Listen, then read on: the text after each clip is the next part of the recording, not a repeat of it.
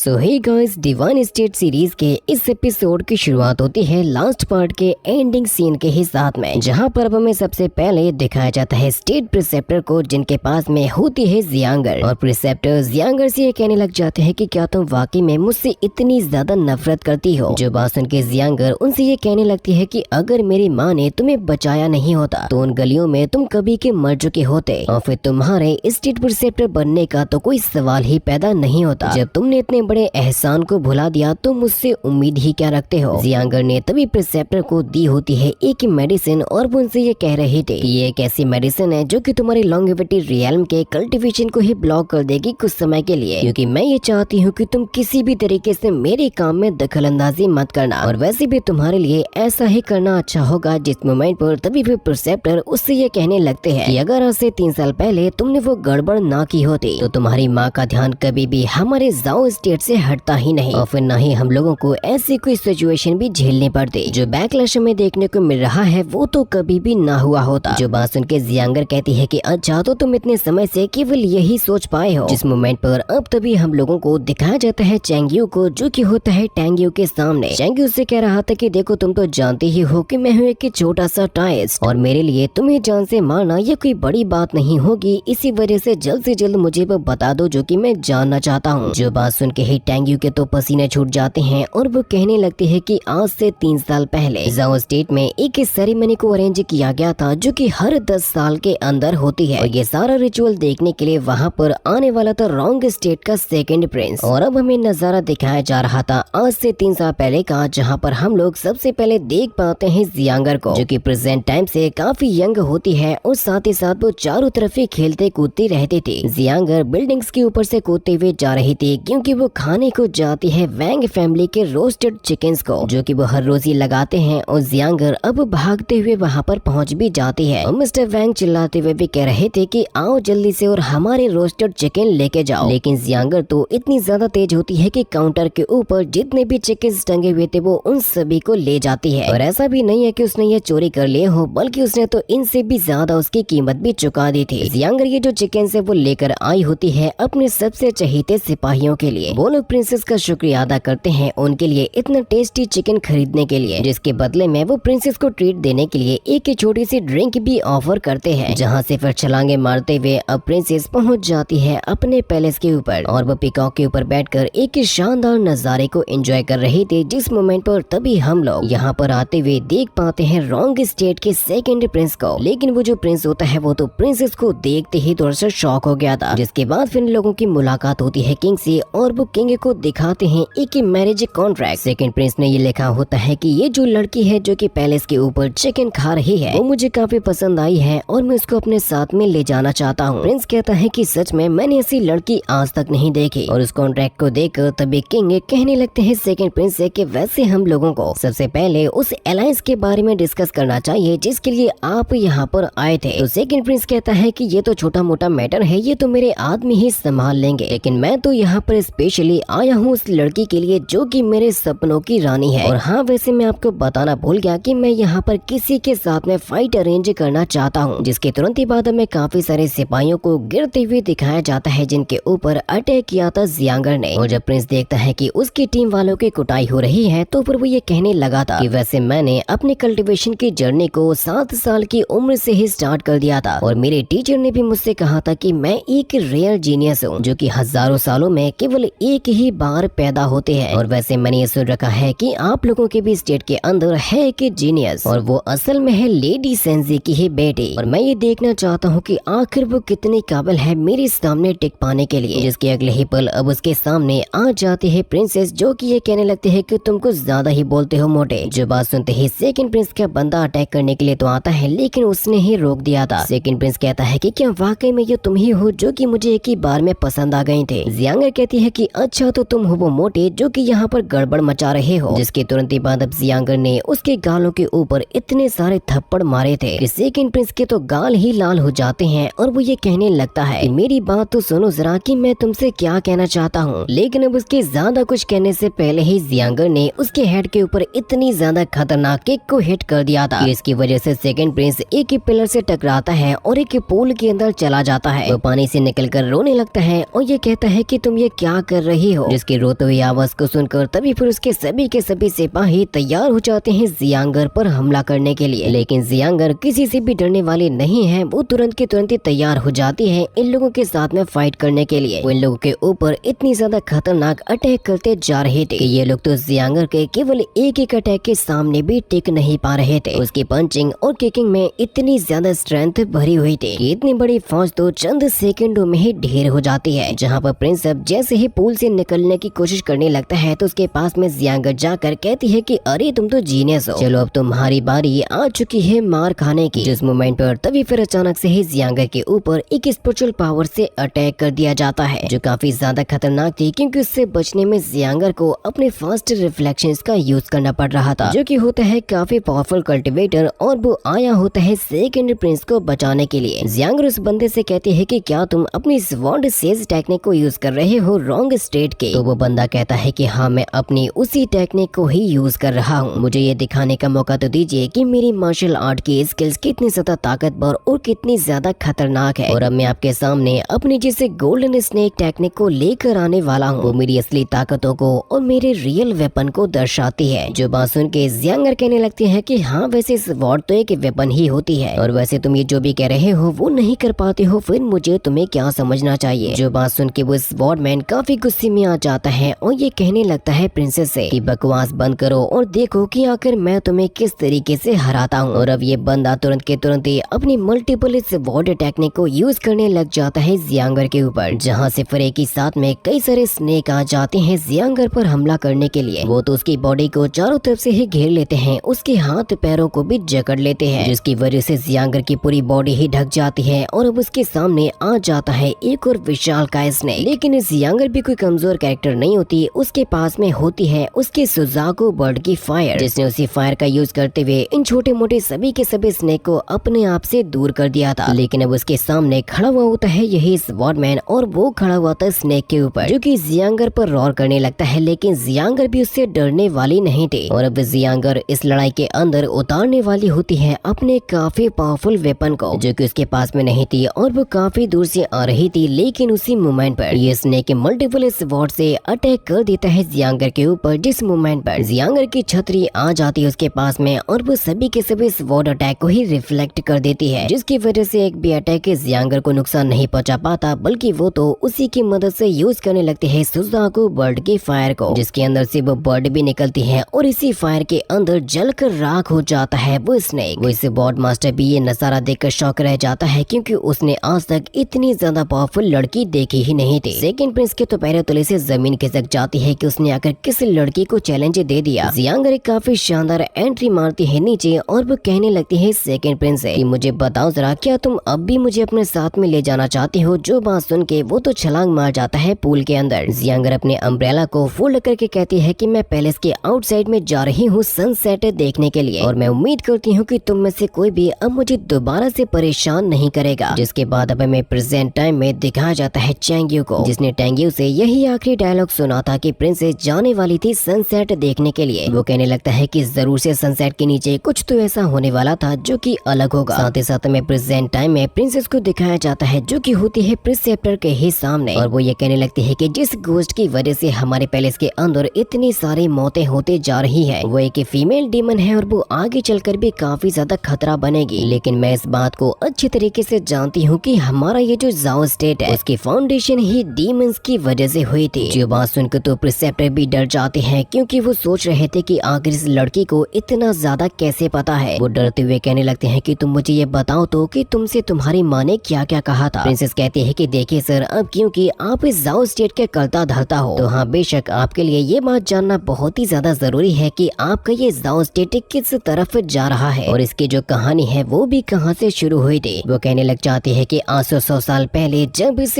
जाओ स्टेट का निर्माण हुआ था, तब एक इमॉर्टल के द्वारा हमारे इस स्टेट को एक प्रॉमिस किया गया था। लेकिन वैसे भी चीजें वैसी कहाँ होती हैं जैसा कि हम सोचते हैं, और ऐसा ही हुआ क्योंकि हमें एक भारी बैकलैश का सामना करना पड़ा। जिसकी बात को सुन के प्रिसेप्टर उससे ये कहने लगते हैं कि जियांगर मुझे बताओ तो कि आखिर तुम एक्चुअली में क्या करना चाहती हो। तो जियांगर उनसे केवल इतना कहती है कि आप ये मेडिसिन ले लीजिए ताकि आप मेरे काम में टांग ना अड़ा सको, क्योंकि सभी लोगों को उनके द्वारा की गई गलती का तो खामियाजा भुगतना ही होगा, और आपकी स्टूडेंट स्टूडेंट होने के नाते मैं इतना तो कह सकती हूँ कि मैं आपको जान से नहीं मारूंगी। जिसके बाद फिर वो दरवाजे पर पहुंच जाती है, लेकिन प्रिंसेप्टर के तो हाथ कांप रहे थे ये नजारा देखकर। जियांगर दोबारा से वही सेम डायलॉग कहती है कि मैं पैलेस के आउटसाइड में जा रही हूँ सनसेट देखने के लिए, और मैं आशा करती हूँ कि आज के बाद से आप मुझे परेशान नहीं करोगे। जियांगर के बारे में अब तो चैंग्यू को काफी सारी बातें पता चल चुकी थी, इसीलिए वो टैंग्यू से कहता है कि अब मुझे बताओ कि आखिर उसके बाद में क्या हुआ था। तो फिर वो कहने लगती है रोंग स्टेट ने बार बार और लगातार जाओ स्टेट वालों को फोर्स किया था प्रिंसेस के साथ में मैरी करने के लिए। इसी वजह से लेडी सेंजी ने प्रिंसेस से ये कह दिया था कि तुम यहाँ से चली जाओ। लेकिन ये बातें बताते हुए टैंग्यू चालाकी के साथ में एक फॉर्मेशन को भी बनाने की कोशिश कर रहे थे। टैंग्यू कहती है कि फिर तो उसके बाद का जो भी नजारा हुआ है वो तो तुम सब कुछ देख ही चुके हो। यानियो पैलेस को तबाह कर दिया गया और अब जो हालात हैं वो भी तुम जानते हो। टैंग्यू कहता है कि अब तुम मुझे बता दो कि उसका अगला मिशन क्या है। तो टैंग्यू कहती है कि नहीं, मैं अपनी बॉस को धोखा तो बिल्कुल भी नहीं दूंगी। लेकिन चैंग्यू भी अपने बात पे अड़ा हुआ था। वो कहता है कि तुम्हें जवाब तो देना ही होगा क्योंकि तुम अपनी फॉर्मेशन को फिनिश नहीं कर पाओगे। और वाकई में ऐसा हुआ था क्योंकि अब चैंग्यू के सामने चालाकी दिखाना इतना भी आसान नहीं है। वो उससे पूछने लगती है कि मुझे बताओ तो जरा कि आखिर तुम कौन से पावर लेवल को रखते हो। जहाँ पर अब टैंग्यू तुरंत ही अपने पावर्स का यूज करने लग जाती है चैंग्यू पर हमला करने के लिए, जिसने एक साथ ही कई सारी चीजों को यूज किया होता है चैंग्यू पर अटैक करने के लिए। यहाँ तक कि वो तो उसको एक फॉर्मेशन के अंदर भी कैद कर देती है और ये कहने लगती है कि देखो मुझे इस बात से फर्क नहीं पड़ता कि तुम कौन हो या कौन सी पावर्स को रखते हो, क्योंकि या तो आज तुम मारे जाओगे या फिर तुम्हारी वो जूनियर। जिस मोमेंट पर तभी हम लोग शाओलिंग को देखते हैं जिसके पास में एक बंदा पहुंच जाता है उस पर हमला करने के लिए। शाओलिंग की तो जान भी खतरे में आ गई थी क्योंकि वो बंदा इस वॉर्ड की मदद से उसकी गर्दन को ही उड़ाने वाला था। और ऐसा होते हुए देख कर तभी शाओलिंग की बॉडी से बाहर निकल के आ जाती है वही लिटिल फॉक्स, जो कि उस बंदे पर अटैक करके उसे दूर फेंक देती है, यहाँ तक कि उसको चोट भी पहुंचा देती है। वो बंदा शाओलिंग से कहने लगता है कि मुझे तो यकीन नहीं होता कि तुम तो एक स्पिरिट को भी क्रिएट कर सकती हो। तुम आखिर हो कौन जो कि इतनी ज्यादा खतरनाक पावर्स को रखती हो। जिसके तुरंत ही बाद वो बंदा अपने एरोस की मदद से अटैक करने लगता है, जिससे कि शाओलिंग चिल्लाती है और ये आवाज अब पहुंच चुकी होती है चैंग्यू तक कि सीनियर मुझे बचा लो। जहाँ पर चैंग्यू पलक झपकते ही उसके फॉर्मेशन से बाहर आ चुका था। चैंग्यू से कहता है कि क्या तुम्हें वाकई में ऐसा लगता है कि तुम मुझे कैद कर सकती हो। वो तुरंत ही सबसे पहले टैंग्यू के पास में रखे हुए जियांग के एक टोकन को उठा लेता है और यहाँ से चला जाता है शाओलिंग को बचाने के लिए। टैंग्यू को तो अपनी आंखों पर यकीन भी नहीं हो रहा था। उस हमलावर ने तभी अचानक से अपने एरो की मदद से अटैक किया होता है शाओलिंग के ऊपर, जिसे बचाने के लिए लिटिल फॉक्स सामने आती है, लेकिन वो तो इंजर्ड ही हो जाती है। यहाँ तक कि वो एरो जब टकराने वाला था शाओलिंग से तो उसी मोमेंट पर चैंग्यू आकर उसे बचा ही लेता है। जो नजारा देख के वो हमलावर बंदा भी शौक रह जाता है क्योंकि चैंग्यू ने निकाल लिया होता है जियांग वाले टोकन को, जिसकी वजह से वो बंदा शौक रह जाता है और कहने लगता है कि मेरी प्रिंसेस का टोकन तुम्हारे पास में कैसे आया। जिसकी ताकत को जैसे ही चैंग्यू ने यूज किया था तो उसके एरो के तो स्टिंग्स ही टूट जाते हैं। जिसके तुरंत ही बाद फिर वो बंदा अपने मैजिक का यूज करते हुए यहाँ से गायब भी हो चुका था और हम लोग देख पाते हैं टैंग्यू को जो कि लिख रही होती है एक लेटर को, क्योंकि वो ये लेटर भेजने वाली होती है प्रिंसेस के पास में चैंग्यू के बारे में बताने के लिए कि उनकी जान को खतरा है, उनके प्लान को खतरा है। और इस खत को एक चिड़िया ले जाती है प्रिंसेस के पास में, लेकिन ये नजारा देख लिया होता है प्रिंसेस जोउ ने। अभी हम चैंग्यू को देखते हैं जो कि शाओलिंग के पास में थोड़ी सी मेडिसिन ले जाता है तो वो उससे पूछने लगती है सीनियर ब्रदर सबसे पहले तो आप मुझे ये बताइए कि आप कौन से लेवल की पावर्स को रखते हो और आखिर ये लोग कौन थे जो कि मुझे और आपको जान से मारना चाहते हैं। चैंग्यू कहता है कि शायद यहाँ पर कोई ऐसा है जिसे ऐसा लगता है कि हम लोग उनके प्लान को नुकसान पहुँचा देंगे, जिसकी वजह से शाओलिंग डर जाती है और वो कहती है कि सीनियर प्लीज आप यहाँ से चलो। तो चैंग्यू कहता है कि ठीक है मैं तुम्हें सबसे पहले घर पर छोड़ाता हूँ, लेकिन मैं यहीं पर ही रुकूंगा क्योंकि मुझे ये सारी की सारी मिस्ट्री सुलझानी है और अपने पास्ट के बारे में भी जानना है। वो कहने लगता है कि मेरे दिमाग में ये जो भी मेमोरी है अगर उसके अंदर जरा सी भी सच्चाई है तो मुझे कुछ भी करके इस मिस्ट्री को सॉल्व करना ही होगा। शाओलिंग कहते हैं कि सीनियर आप मुझे तो बताइए कि आपके दिमाग में क्या खिचड़ी पक रही है। चैंग्यू कहता है कि सबसे पहले तो मैं ये जानना चाहता हूँ कि मैं असल में हूँ कौन। जिस सवाल को सुनकर शाओलिंग कहते हैं कि सीनियर आप दोबारा से वही बेकार की बातें कर रहे हो, मुझे बताइए अगर इस काम में मैं आपकी हेल्प कर सकती हूँ तो मैं जरूर से करूंगी। लेकिन चैंग्यू की ये मिस्ट्री इतनी भी आसान नहीं है कि ये आसानी के साथ में सॉल्व हो जाए। अभी हमें दोबारा से कुछ और फ्लैशबैक दिखाए जाते हैं जहाँ पर हम देख पाते हैं छोटे से चैंग्यू को जिसने अपनी डिवाइन रियल्म के अंदर अपनी जर्नी को पूरा किया था, एक कल्टीवेटर बनने के सपने को पूरा किया था। जिन सपनों में जब वो खोया हुआ तो फिर तभी शाओलिंग उसको जगा देती है कि मेरी बात को तो सुनिए। चैंग्यू कहने लगता है कि पता नहीं मेरे दिमाग दिमाग में क्या है, हो सकता है कि वो तुम्हारे जितना क्यूट हो या फिर हो सकता है कि वो किसी डेविल के जितना खतरनाक हो। शिवलिंग कहती है कि सीनियर, मुझे तो ऐसा लगता है जैसे कि प्रिंसेस की ब्यूटी को देखकर आपको कुछ कुछ होने लगा हो, लेकिन इस बात को मत भूलिए कि ये वही प्रिंसेस है जिससे पूरा का पूरा जो स्टेट ही डरता है। मैं तो आपको यही सलाह दूंगी कि यहाँ पे जितना हो सके उससे दूर ही रहना। चैंग यूक कहता है कि ठीक है, वो मैटर मैं संभाल लूंगा, लेकिन अब तुम्हें अपनी इनेट स्पिरिट पर ध्यान देना होगा क्योंकि तुमने उसको दोबारा से इंजर्ड कर दिया, इसीलिए अब उसको हील करने पर ध्यान दो। शिवलिंग कहती है कि सीनियर, आप तो सब कुछ जानते हो और मेरी जो इनेट स्पिरिट है वो तो एक चूहे जितनी ही है, यहाँ तक कि उसके पास में तो उसकी टेल भी नहीं है, फिर आखिर मैं उसको कैसे पावरफुल बनाऊं। चैंग यूक कहता है कि देखो, इस दुनिया के अंदर कई तरीके की इनेट स्पिरिट्स पाई जाती है और उनमें जो सबसे खास है वो है 12 तरीके की, जो कि है डिवाइन रियल्म के अंदर। शिवलिंग कहती है कि क्या वाकई में ये चीजें